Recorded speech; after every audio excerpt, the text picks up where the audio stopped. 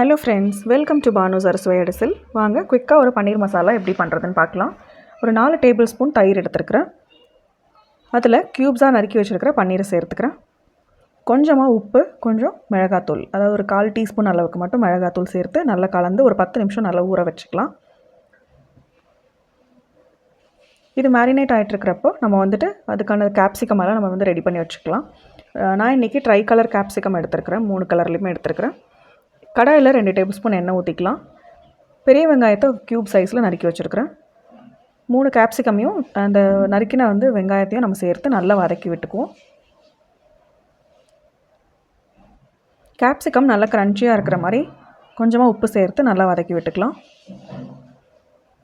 இதோட ஒரு தக்காளி பொடியாக நறுக்கி வச்சுருக்கேன், அதையும் சேர்த்துக்கிறேன். ஸோ இதை நல்லா கலந்து கொடுத்துட்டு இதுக்கு தேவையான அளவு உப்பு, கொஞ்சம் மிளகாத்தூள் இதையும் சேர்த்து நல்லா கலந்து கொடுத்து தட்டு போட்டு மூடி வச்சு ஒரு 5 நிமிஷம் நல்லா வேக விட்டுறலாம். கொஞ்சம் கரம் மசாலாவும் சேர்த்துருக்குறேன், கொஞ்சம் மஞ்சத்தூள், கொஞ்சம் மிளகாத்தூள் இதையும் சேர்த்துப்போம். இது எல்லாத்தையும் நல்லா கலந்து விட்டுட்டு தட்டு போட்டு மூடி வச்சு அந்த தக்காளியில் இருக்கிற தண்ணியே அந்த நல்லா வெந்து வந்துடும்.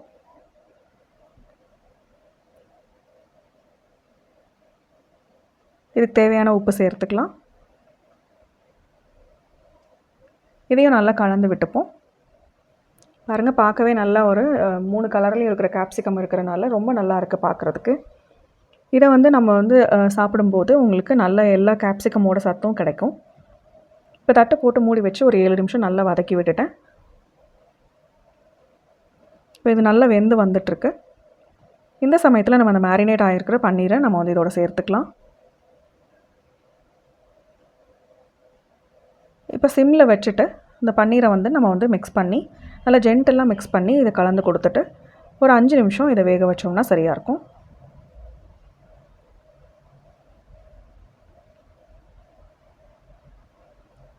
நல்லா கலந்து கொடுத்துக்கலாம். பன்னீர் உடையாமல் கலந்து கொடுத்துக்குவோம்.